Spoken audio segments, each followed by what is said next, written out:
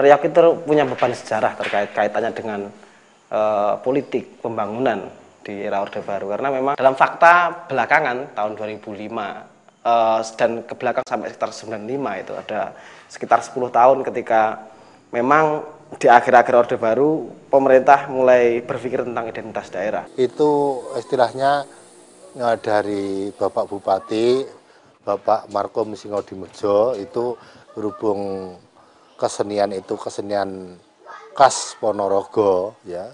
Desa itu diharuskan mempunyai reog. Gitu. Memang politik gaya kepemimpinan atau gaya kepemimpinan politik Pak Markom memang di awal-awal itu yang kita temukan adalah memang dia memiliki upaya-upaya yang lebih sistematis terkait dalam tanda kutip melakukan penundukan yang lebih ya tadi sistematis dalam komunitas reog, dan itu dia dilakukan melalui sebuah yayasan reog.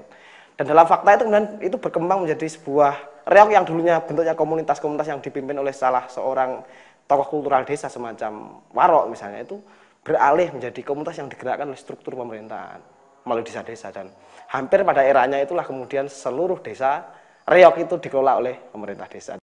Kalau diharuskan oleh pemerintah daerah, kan desa kan tetap mempunyai reog satu unit. Nah, caranya dulu gini Mas, ya kita satu desa itu urunan membeli reog dengan jalan ada yang tanah kas desa atau bengkok perangkat desa yang lowong, yang kosong itu dijual selama 2 tahun itu dijual. Ya mungkin dulu dari penjualan tanah bengkok Kebayan Cengkir dan Kebayan Sindanlor itu pernah dijual. Lantas masyarakat itu ya gumbergut golek dana, cari dana. Seandainya yang mempunyai jeruk ya ditarik jeruk, Mas. Waktu panen jeruk. Nah, dikumpulkan. So, ada yang menarik lewat panen kelapa. Kelapa itu berapa buah setiap yang mempunyai kelapa dikumpulkan sedikit demi sedikit akhirnya mempunyai 1 unit reog. Nah, saya pikir kalau sebuah komunitas kesenian itu biasanya kan hidup dan menghidupi dirinya sendiri pada awal, dan kita melihat bahwa selama ini memang mereka tidak dihidupi orang lain. Misalnya pasar kesenian apa yang kemudian mampu menggunakan mereka secara sangat rutin gitu kan, nggak ada kan. Dan dalam fakta misalnya komunitas-komunitas semacam itu ya memang menghidupi dirinya sendiri. Dan ketika misalnya ada politik yang lebih besar yang menginginkan reog menjadi dengan segala tetek bengek standarisasi yang terjadi itu sama, termasuk dalam konteks setiap desa harus memiliki satu reog secara formal milik pemerintah desa. Tentu kan ya perlakuan dalam tanda kutip perlakuan masyarakat setempat itu kemudian seakan-akan diarahkan bahwa ketika peringatan hari-hari besar misalnya, ya satu reog itu yang kemudian sering akan mendapatkan kesempatan. Kalau misalnya dalam kasus yang sama pada reog TIK misalnya, pada TIK itu, jadi mereka selama ini mampu eksis itu bukan karena orang lain, bukan karena pasar, bahkan mereka kalau dibilang pentas sering itu juga enggak gitu. Tapi faktanya mereka bisa hidup. Kalau dibandingkan dengan kesenian lain, bahwa jaranan tik ini posisinya hanya sebagai kesenian kelompok saja, belum sangat diakui sebagai kesenian desa.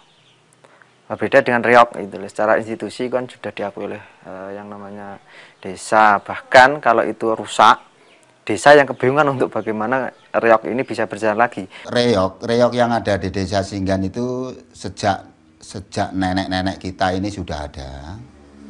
Dulu-dulunya reog di Desa Singgan ini sudah berjalan dengan baik.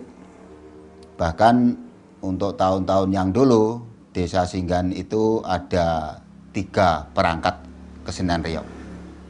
Untuk tahun-tahun sekarang ini Desa Singgahan reognya ini masih 1. Ini merupakan aset desa, kepunyaan desa.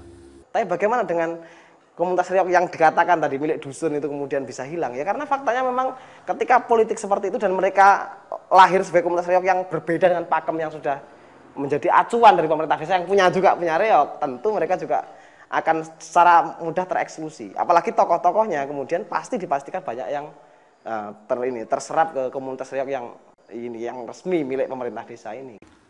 Dan yang lebih berat lagi bagi pengurus itu mencari bibit-bibit generasi pembarong. Karena pembarong sendiri itu tidak semua anak muda bisa untuk mengangkat menjadi pembarong. Karena pembarong itu ada ritualnya khusus bagi anak-anak pembarong.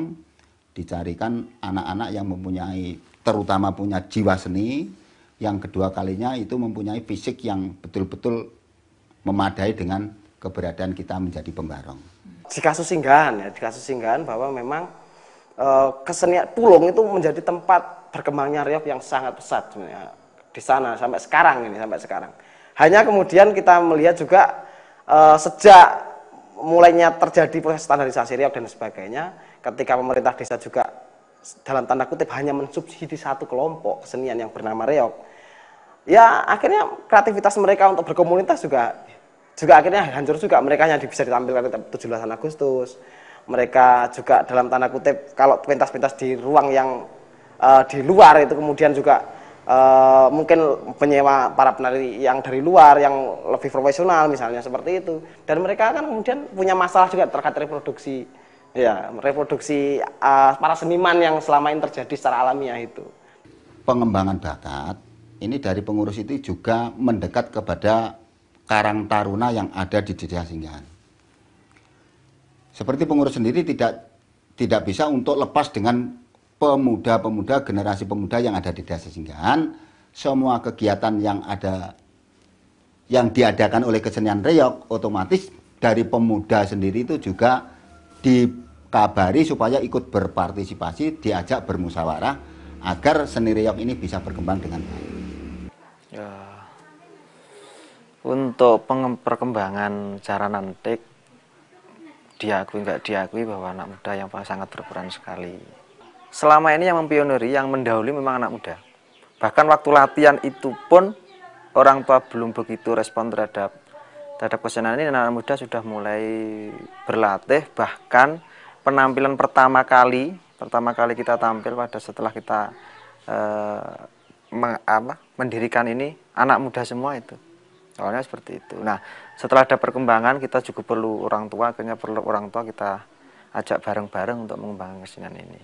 Tapi kemudian kita juga perlu pengakuan pengakuan bahwa kami ini juga bagian dari itu, dan dengan harapan bahwa turut campur dari desa juga ikut bisa mengembangkan kesenian ini. Kami memang lebih enak, lebih mandiri, lebih mengekspresikan secara apa yang kita mau tanpa ada intervensi dari pihak-pihak manapun juga. Namun demikian kita juga perlu pemerintah, katanya dalam pemerintah desa, untuk ikut serta dalam pengembangan kesenian ini. Kami juga tidak ingin bahwa kami merasa dianaktirikan. Kami ingin sama dengan mereka, kami ingin fasilitas kita juga bisa sama, kan itu.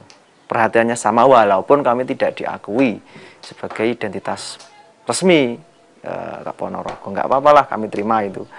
Kami juga tidak akan marah, tapi tolonglah kami dihargai keberadaannya.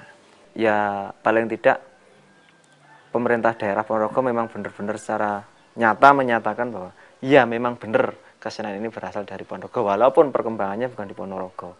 Dan sampai saat ini statement dari pemerintah daerah pun atau instansi yang terkait pun juga belum ada. Saya pikir pengakuan itu tetap kami pikir tetap penting. Pengertian pengakuan kami tidak ingin dipatenkan. Kami nggak ingin dipatenkan bahwa identitas harus seperti ini. Keseni, orang-orang seni tidak mau diatur, itu aja. Ya kami inilah seni kami. Kalau kemudian ini jadi permasalahan bahwa kalau mau pengakuan ya harus kami atur itu. Seni nggak bisa diatur. Seni itu ya kami sendiri yang tahu, indah tidaknya kami sendiri yang tahu. Kalau orang lain menganggap itu tidak indah ya silahkan, menganggap orang lain indah ya itu harapan kami. Oleh sebab itu seni memang dikatakan orang egois, ya memang egois, orang seni itu egois. Kami ngedan, kami mengadakan acara gila-gilaan, ya itu memang orang seni, mau bilang apa lagi. Tapi kalau ada pengakuan kami sangat berterima kasih kalau dari pengakuan itu kemudian ada penyeragaman bentuk apapun juga, ya mending tidak usah sekalian. Kami berekspresi dengan cara kami sendiri.